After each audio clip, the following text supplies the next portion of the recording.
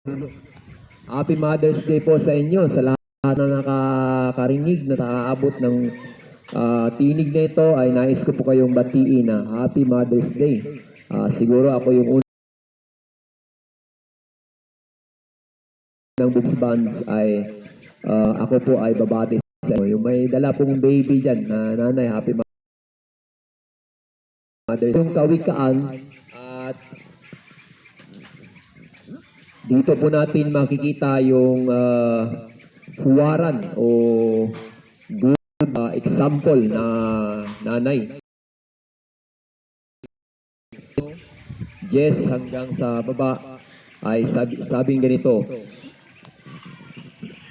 mahirap makakita ng asawa higit sa mamahaling alahas ang kanyang halaga. Lubos ang iwala ng kanyang asawa at saganang pakinabang ang makamit niya. Pinaglilingkuran niya ang asawa habang sila'y nabuhay. Bawang putihan ang ginawa at di kasama. Amen. Wala siyang tigil sa paggawa, hindi na halos nagpapahinga. Habi na ang kanyang telang lino at lana. Tulad ng isang puno ng kalakal, siya ay nag-uuwi ng pagkain mula sa malayong lugar. Pag sikat ang araw ay inihanda na kain ng buo niyang sambahayan, pati na ang gawain ng mga katulong sa bahay.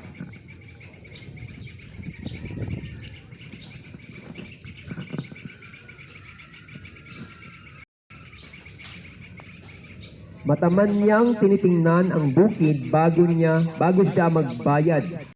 Kanyang naiimpok ay pinagpapatanim ng ubas.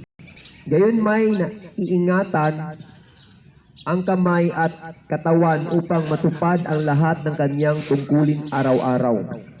Sa kanya'y mahalaga ang bawat ginagawa, habang hating gabi makikita ang nagtatyaga. Siya ay gumagawa ng masinulid at humahabi ng mga sariling damit. Matulungin siya sa mahirap at sa nangangailangan ay bukas ang palad. Hindi siya nag-aalala dumating man ang tag-inaw pagkat ang sambahayan niya ay may makapal na kasuotan. Gumagawa siya ng makapal na spin sa higaan at damit ang sinuot niya. Ang kaniyang asawa ay kilala sa lipunan at nahanay sa unahing mayaman. Gumagawa pa rin ng iba pang kasuotan at sa mga ngalakal. Marangal ang kapatagan, ang kaniyang kaanyuan at wala siyang pangamba sa bukas na darating. Ang mga salita niya ay puspos ng karunungan at mga taong katapatan. Sinusubaybayan niyang mabuti ang kanyang sambayan at hindi tumitigil sa paggawa araw-araw. Iginagalang siya ng kanyang mga anak at ang kanyang kabiyak.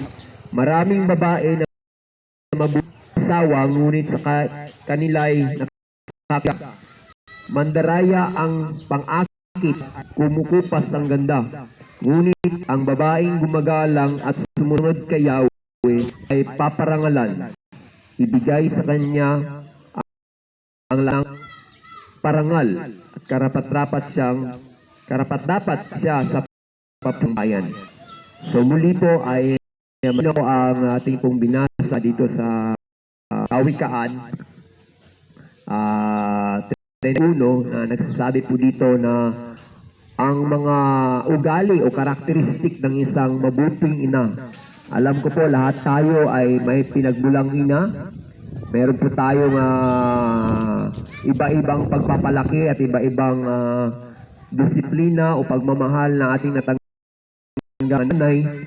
Ngunit mas maunawaan po natin, mayroon po akong tatlong babae na pag-aralan natin magmula sa Biblia upang mas maintindihan po natin na lahat po tayo ay karapat-dapat o kailangan i-honor o igalang o kilalanin ang lahat ng mga ginawa o pagpapagal ng mga nanay na ito.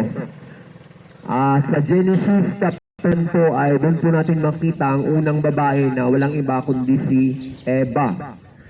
Si Eva ang siyang unang babae na ina ng lahat ng mga tao. Ginawa si Adan, ginawa si Eva, ay makita natin doon na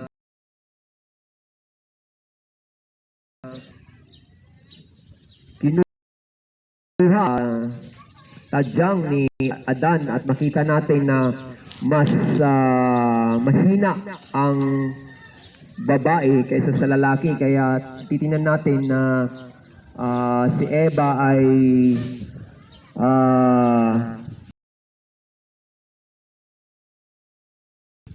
wala din tayo ngayon. Alam ko po na narinig na po natin ang kwento patungkol kay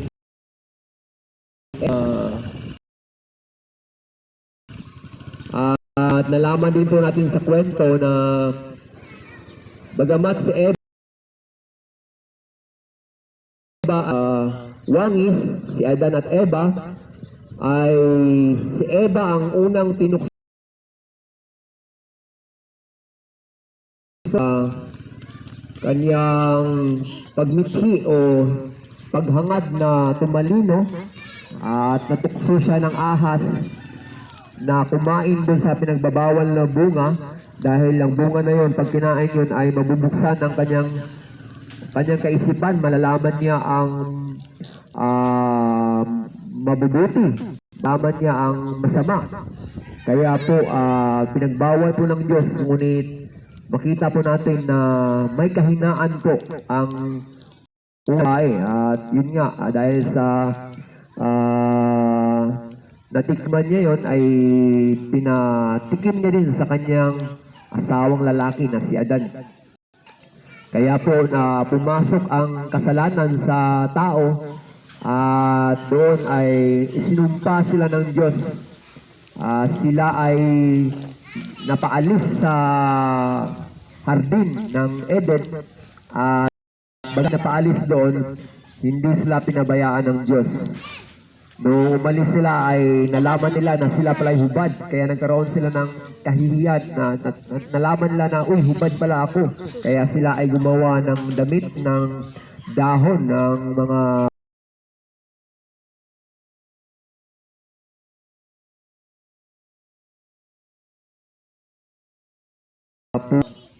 malangkita natin sa kwento na ang Diyos ay nakita niya na kahit nagkasala ang magtutubos o magtatakip ng kasalanan, kaya ang Diyos ay karnero o tupa upang gawing damit at ibinigay kay Adan at Eva. Po yun ay simbolo po yun na ating pag-aralan mamaya, tupa na yun. At pangalawang ating pag-aralan ay si Sarah. Kung narinig niyo po sa inyong mga simbahan o sa mga Bible story, sa napanood niyo, napakinggan niyo sa TV o sa radio, Sarah, na kung saan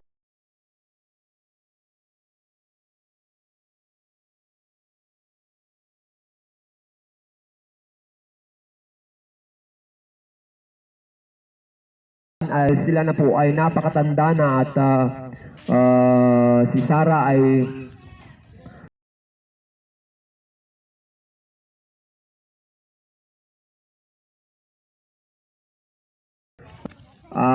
napaka-imposible po na magmula sa lipi ni Abraham magkakaroon ng henerasyon ng mga hari at magmula doon yung mga Israelite o mga Hebrew.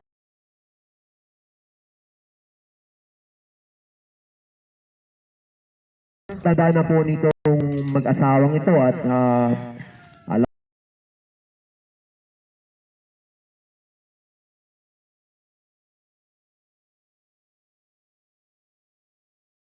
50 years old ay talagang napakahirap na nun dahil yung bahay ay nasa 40 plus, 45 o talaga na. Pero walang Diyos, kaya gumawa ng paraan ng Diyos na tuparin yung kanyang pangako at yun nga, nagkaanak si Sarah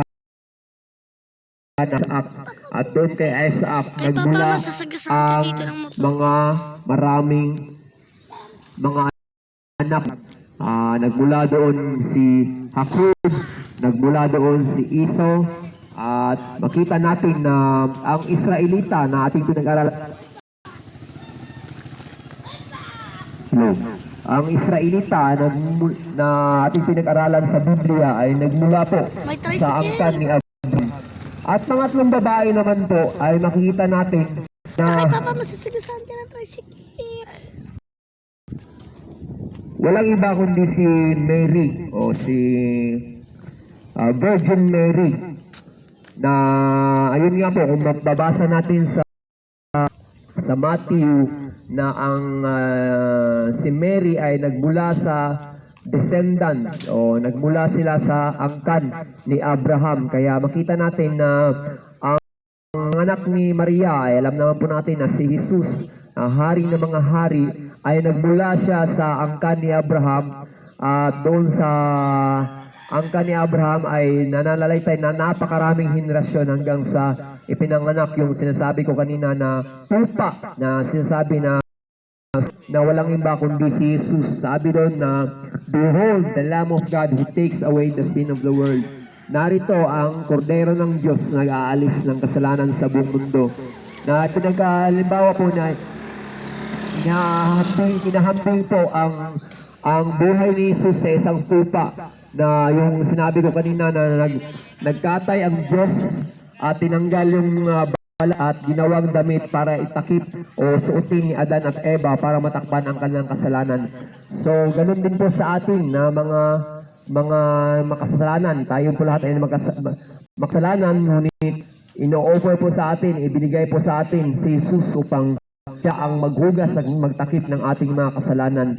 So, nakasalalay po sa tatlong babae na yun ng ating pinag-aralan na ang kaligtasan ng buong mundo. Siguro kung hindi sa naniwala at sumunod sa Diyos at hindi nila inihanda ang kanilang sarili at nagsisi sa kanilang kasalanan at sundin ang salita ng Diyos, siguro po walang kaligtasan ngayon. Kung siguro ay hindi naniwala si Mary na magmula sa banal na Espiritu ay siya ay mabubuntis, bagamat napaka-crucial po sa kanya dahil nga paano siya mabubuntis, hindi pala nagalaw ng lalaki, pero naniniwala siya sa salita ng Diyos na sa pamagitan ng banal na Espiritu ay may panganak si Jesus na tagapagligtas sa buong mundo.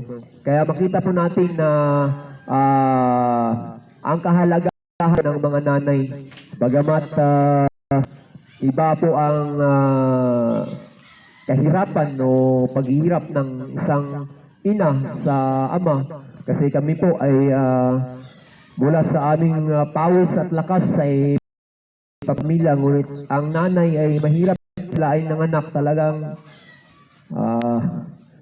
masasabi po siguro yan ng may mga nanay po dito na nakaka-relate sa akin po sinasabi na talagang napakahirap, at yun po yung bahagi ng pagdadalang tao, bahagi ng kasama ng sinumpa ng Diyos na sa pamagitan ng anak o pagbubuntis ay yung bahagi dahil nga po nagkasala ang tao, ngunit hindi po nagpabaya ang Diyos sa bawat henerasyon, at doon po nagbigyan ng kahalagahan ang mga ina. Siguro may mga nanay po dito na itaguyod o naghihirap hindi lang sa pagpanganak, kundi sa paano buhayin o paano gawin yung araw-araw na responsibilidad.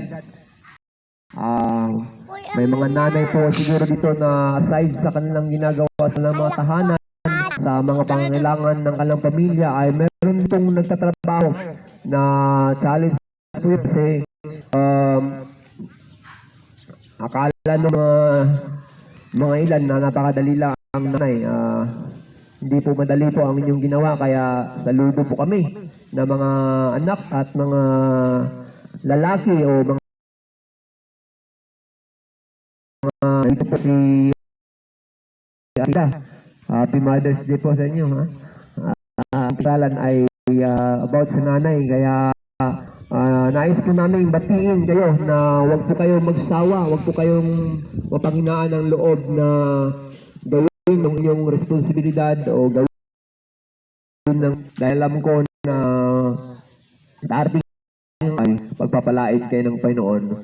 At sa mga anak naman na nakakakinig ngayon, ay siguro hindi mo natin manisan yung ating mga nanay, lalo na pag sila ay nagdadadak o napapagalitan tayo o mainuho dahil siguro hindi kumikilos yung mga anak na pabayaan lang na yung mga walang kabuluhang bagay kaysa sa pagtulong sa tahanan. Siguro normal na magalit po ang mga nanay. Pero hindi ibig sabihin yun na hindi na po tayo mahal ng mga nanay. Sa mga anak po na nakikinig ngayon ay batiin nyo naman at i-appreciate nyo ang inyong mga nanay. At matutuwa po yan sila dahil hindi po madali ang kanilang pinagdadaanan. Lalo na po pag mga mag-asawa na lalo na pag walang nagsisimba o hindi magkaintindihan dahil sa mga bagay-bagay, lalo na pag may bisyo yung lalaki o may mga problema na mga alit na bagay na papalaki dahil yun nga, bahagi ng kasalanan ay yun ang dulot ng kasalanan, yun ang dulot ng paggawa ni Eva ng kasalanan. Kaya marahil may mga pamilya ngayon na marami na nasisira, nagkakahiwalay dahil sa sinantabi ang salita ng Diyos, sinantabi ang si Jesus. Pero hindi ko po sinasabi na kaming nangangaral o kaming nasa simbahan ay perfecto po kami. Meron din po kaming mga napupuna. Kami din mismo ay nagkamali sa hindi po perfecto ang bawat sa atin. May mga pagkakamali po bawat pamilya. Ito po ang kahalagahan ng salita ng Diyos. Ano man po ang inyong mga reliyon, huwag niyo pong isang tabi ang salita ng Diyos. Dahil dyan lang po natin makikita ang dapat gawin, paano po magiging matagumpay at magiging magalak ang isang pamilya.